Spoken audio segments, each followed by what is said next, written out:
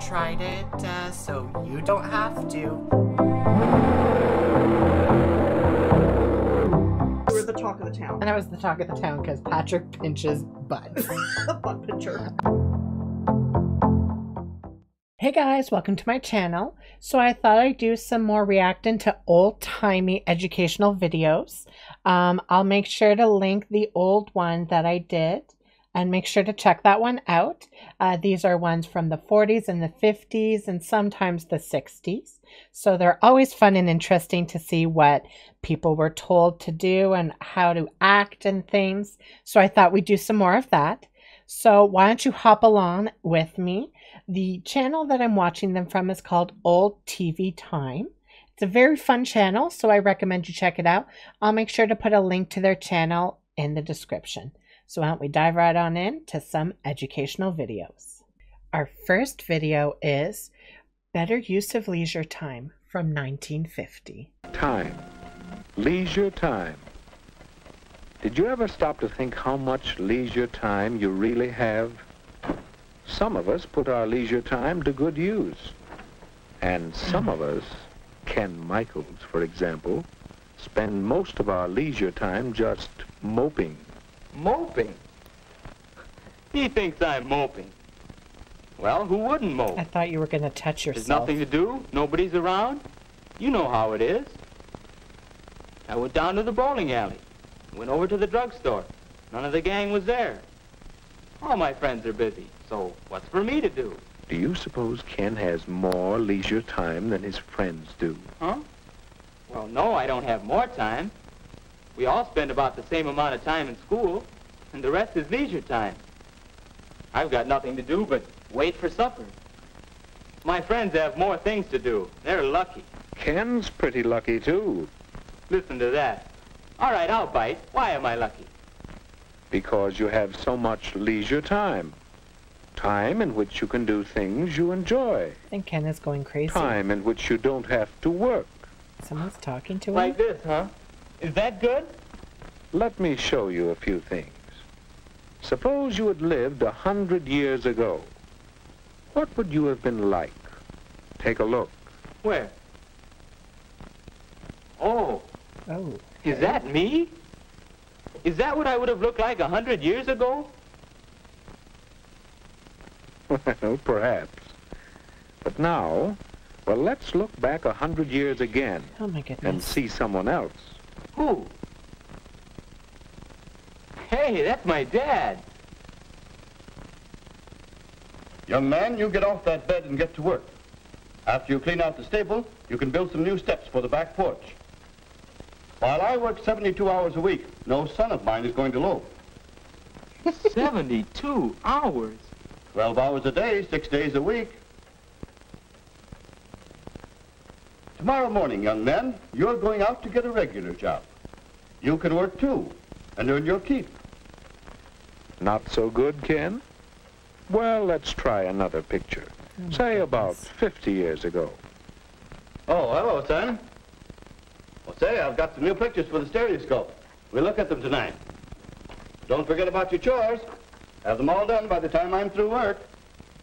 And keep the wood box full. Boy, how long will you work, Dad? Why, 10 hours. 10 hours a day, every day except Sunday. 60 hours a week? Boy.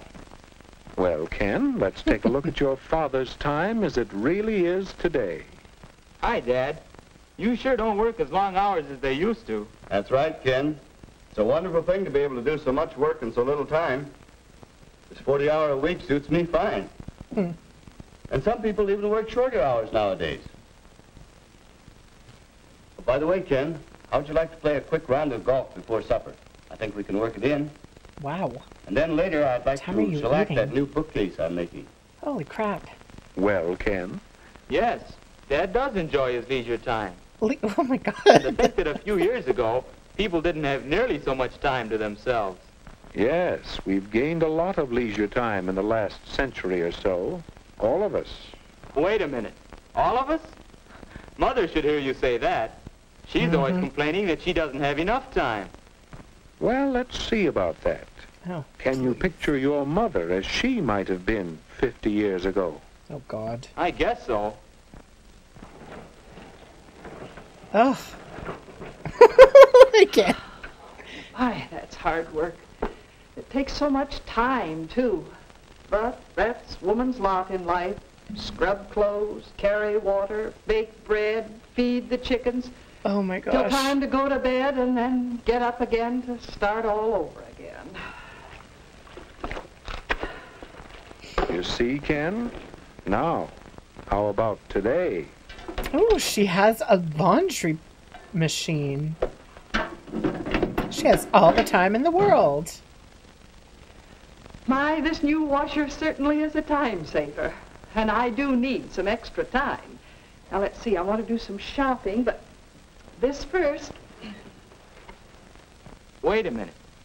This may be easier work, but it still looks like work. Oh, well, I have to plan the program for the Women's Club next month. That's one of my favorite activities, you know. It does keep me busy, but, well, that's not work. What do you think, Ken? Well, Mother does have more Why does leisure he have time now. pictures of guns on his But wall? still, she's always busy. How does she find so many things to do? How can I find something to do with my extra time? Or for that matter, what about you?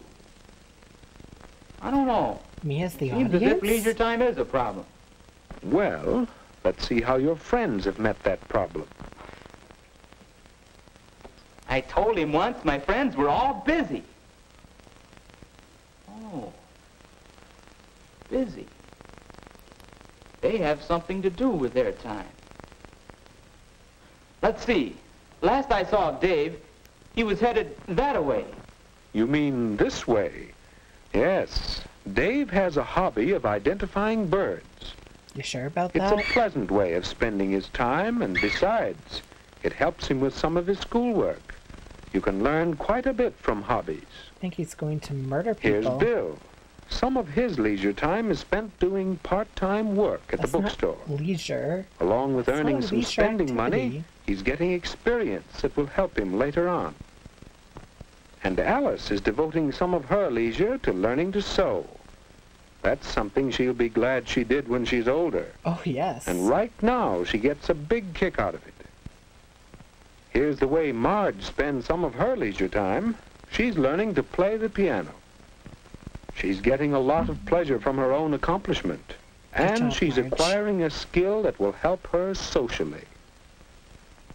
And some of the fellows spend their time in group activities that are building them up physically, as well as providing them with a lot of fun. So that's what they're all doing. No wonder I couldn't find them. I'll bet you think I should figure out something to do with my time. The question is, how will I know it's the right kind of thing? How will I know I'm using my time well? Your father mentioned a bookcase he was making, didn't he? Remember how he worked at it last night?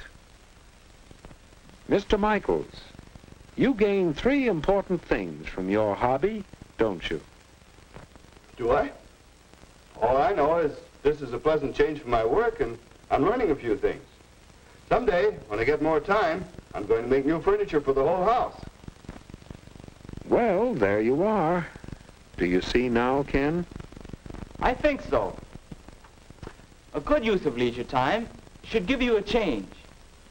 It should help you learn things, and, well, now I'm not sure about the third. It's a good idea to have a long-range goal for your leisure time activities. But it isn't always easy to find a single occupation that will give you all 3 values. Oh, my God. Then you should have more than one activity? It does help. Of course, even one thing to do is better than just moping. Oh, my God. For instance, swimming is a pleasant change, a lot of fun, and a chance to build yourself up physically. And what about reading? There's a leisure time activity that will help you learn things you'd like to know about many subjects. And this hobby could have a long-range goal, perhaps a job in the air. I get it. You know, I took some pictures once. Yeah, I got a camera for Christmas. Now, let's see, what did I do with that camera? It's around here somewhere. I gotta straighten this place up, too. Oh, here it is. You know, photography ought to make a good hobby for me. Yeah, might even want to make a business out of it someday. This one's titled A Date for Dinner from 1960.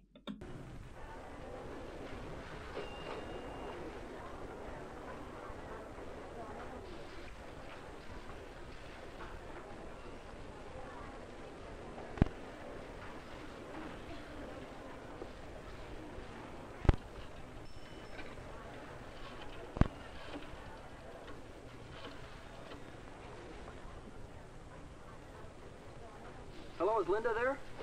Oh, is this Miss Taylor? Well, I'm Eddie Williams. Say, do you know where I can reach her? I've called 3 times and she hasn't been home. Central 6 0842. I've got it. Thanks a lot, Miss Taylor. Bye-bye.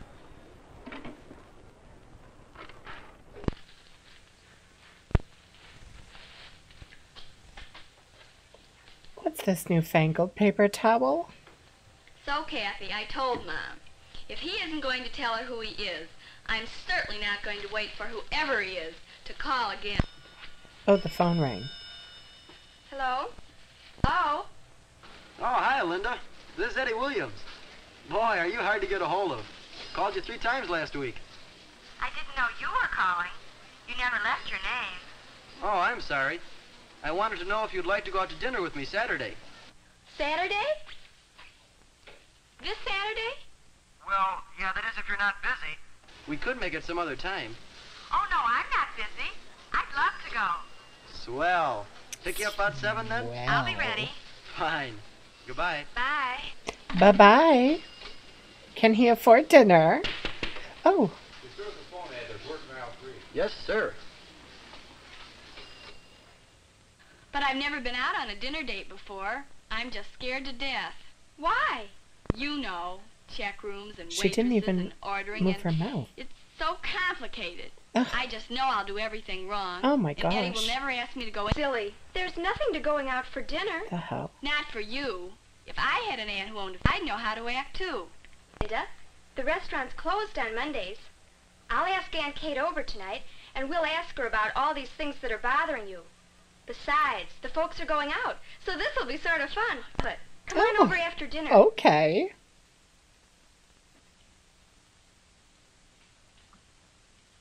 The hell? I'll get it. There's Linda now. She's really upset about it, Aunt Kate. That's why I asked her to bring menus. Jerry! Oh, hi, Linda. Well, for heaven's sake. You staying home for a change? Well, I'm always home, you know that. And I know why you're here. Big date coming up, huh? Maybe. Maybe. Well, Aunt Kate and Kathy are in the dining room, Linda. Okay, this is Aunt awkward. Kate, you remember my friend Linda Taylor? Why, yes, how do Is you he do, gonna Linda? I'm sniff her happy coat? to see you. Thank you, Mrs. Jefferson. It's nice to see you again. I understand you have a big date Saturday. Yes, I do. And Kathy tells me you're a little upset. Well, Oh, Linda, there's really no need to be upset over how you should act. May I ask you something? sure, Mrs. Jefferson. Were you self-conscious when Jerry helped you with your coat?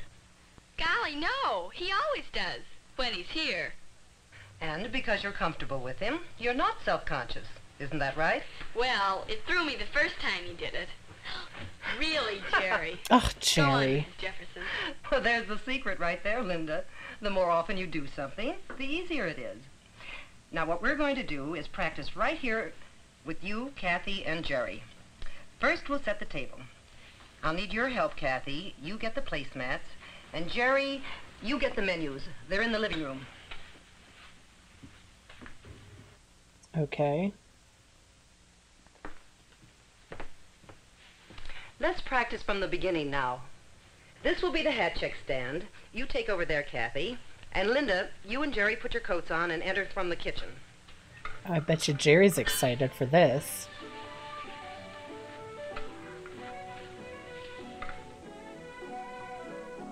The gentleman holds the door for the girl and lets her precede him into the restaurant.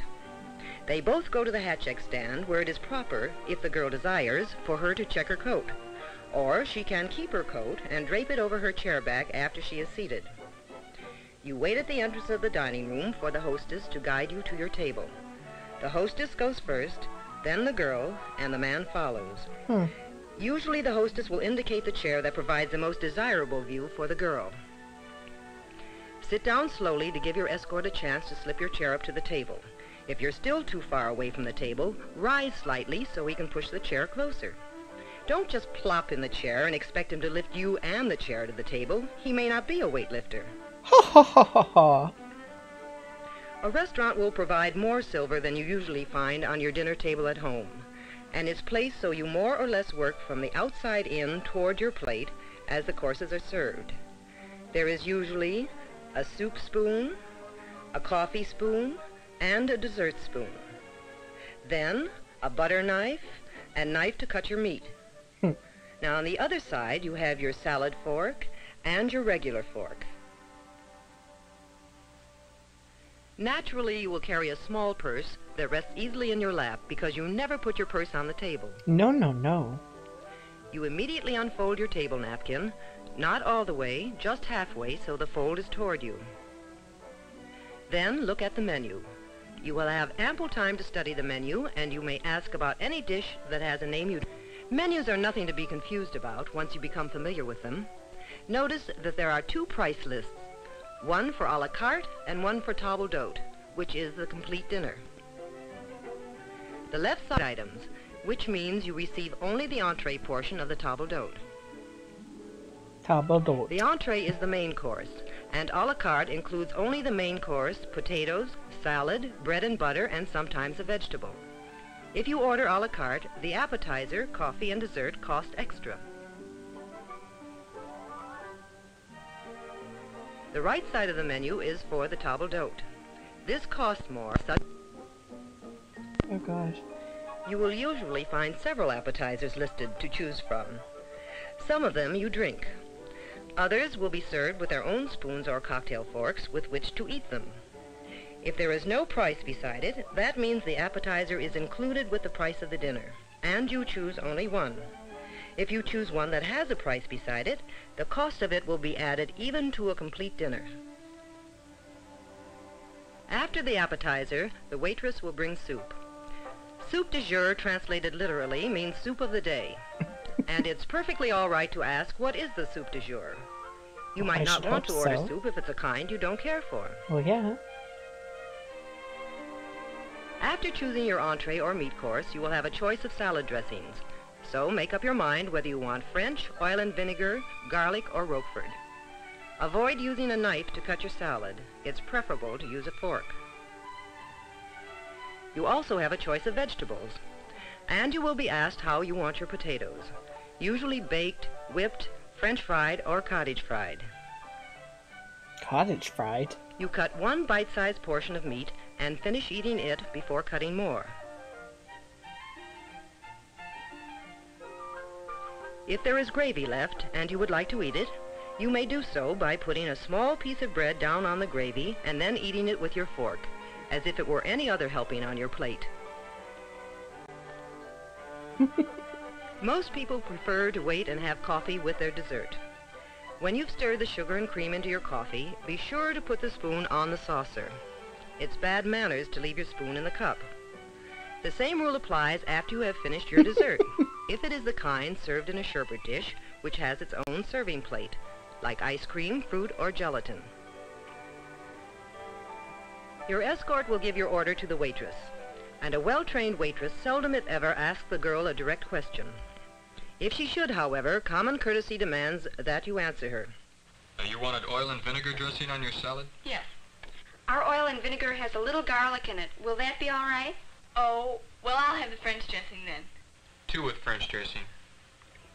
She never asks her what After she the wants? waitress takes your order, she leaves. Oh my goodness. In the meantime, you might like to have one of the rolls the waitress or busboy brought when you first sat down. Always break off a small portion of the roll. Butter and eat that before breaking off more. You never cut a roll with your knife. No, no, no. And if an accident occurs, it's not the end of the world. Anyone can have this happen. If you drop something, you just leave the item on the floor and let one of the restaurant employees pick it up later. In the meantime, your escort will wait until your waitress is within easy hearing distance to say, Waitress, Yes, sir? we dropped a fork here. Could we have another one, please? Of course, sir. Yes, At she no can't time ask does he raise his herself. voice nor tap a glass with silverware to attract her attention. If he can't locate the waitress, the hostess will notice and come to help. When you've finished your meal, you may blot your lips lightly with your napkin. Avoid staining the table napkin with lipstick. Do not refold the napkin. Simply place it unfolded beside your plate. Although a minimum of makeup repair is permitted at the table, your date probably would prefer to confine all face fixing to the powder room, in which case you say, Will you excuse me, please? Sure. Oh my goodness.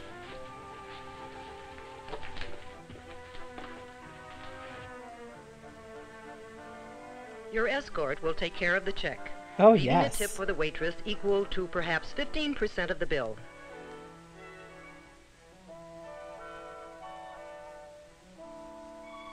He does not tip the hat check girl until you retrieve your coats. Then he may leave 15 cents or so for each coat.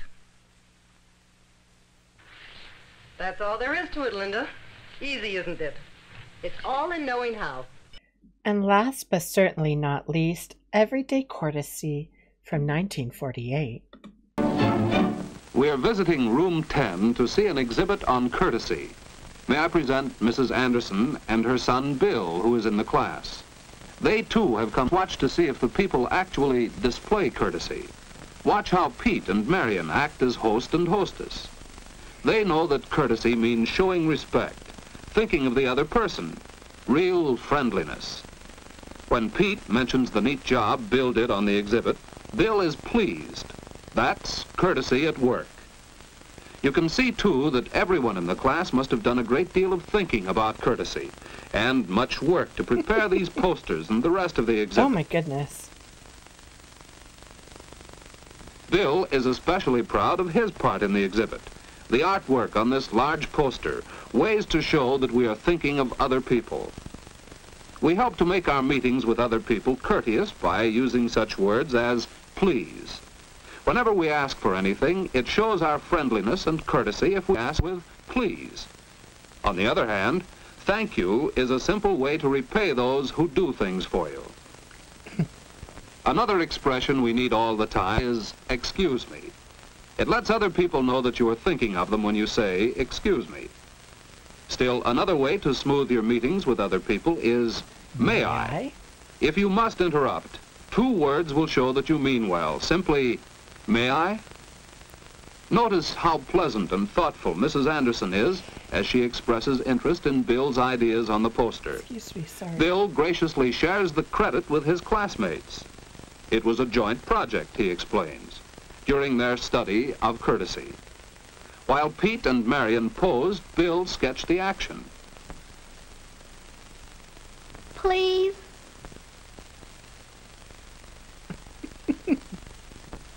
With that sketch finished, ready for final artwork, Pete got ready to play the guest for the next pose. Marion was the hostess, offering him a cookie. Thank you. Pete showed that he appreciated her kindness. Thank you.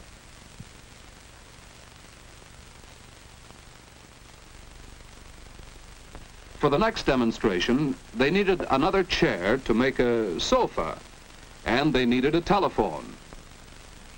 They really needed to do this, because if not, Joan he played the wouldn't other have known how girl to in play. conversation with Marion. to draw it. Marion had to interrupt to answer the phone. Please excuse me. She was pleasant and courteous as she excused herself. In the next pose, Marion had something important to say, or else she wouldn't have interrupted. May I? Marion is considerate of her friends. Besides these examples of courtesy, there are others. For instance, Mrs. Anderson's way of constructive suggestion. And notice how Bill begins his reply.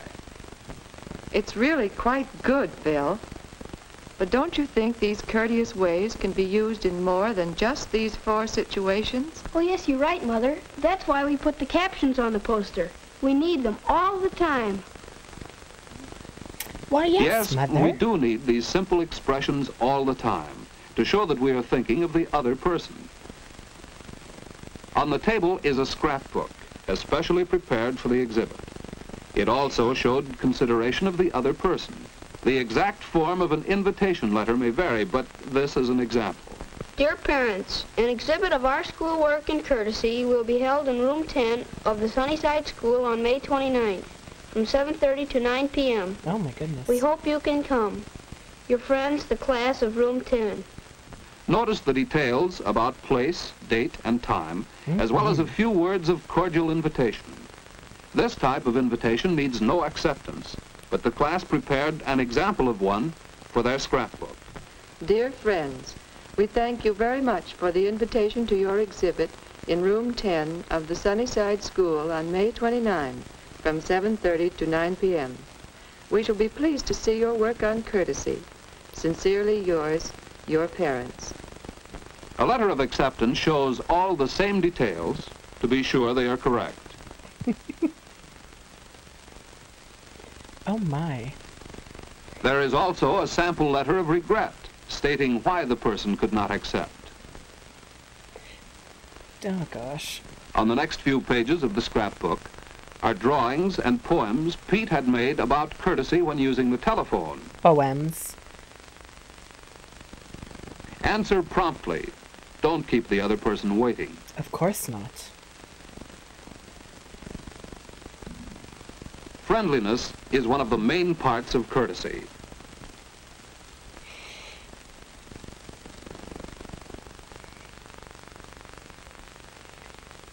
It saves time and makes your conversation more pleasant if you speak distinctly. Of course.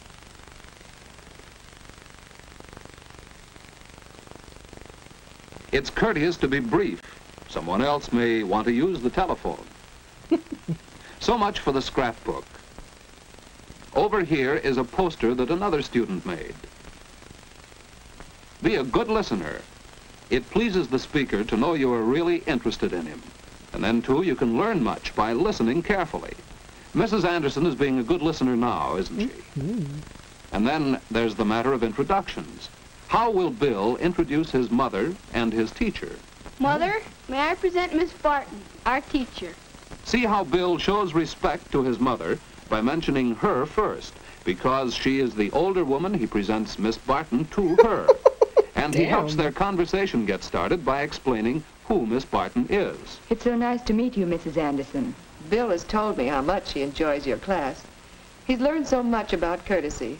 How did you teach him to make such a polite introduction? Perhaps Bill should explain that, Mrs. Anderson. Well, in our practice in class, we learned that introducing people was just a matter of showing respect. Oh, yes. Marion, I'd like to introduce my friend Pete. Bill mentioned the girl's name first and showed respect by presenting the boy to her.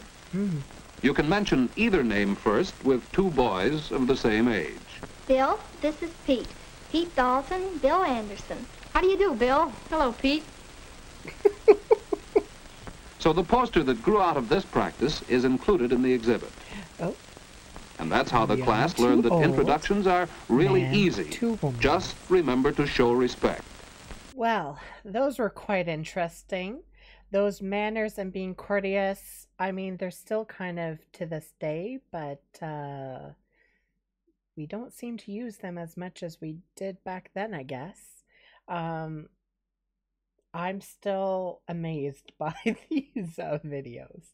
But anyways, I hope you guys enjoyed them. If you want to see some more, make sure to let me know down in the comments below. And until next time, make sure to like, comment, and subscribe. We'll see you in the next one. Bye.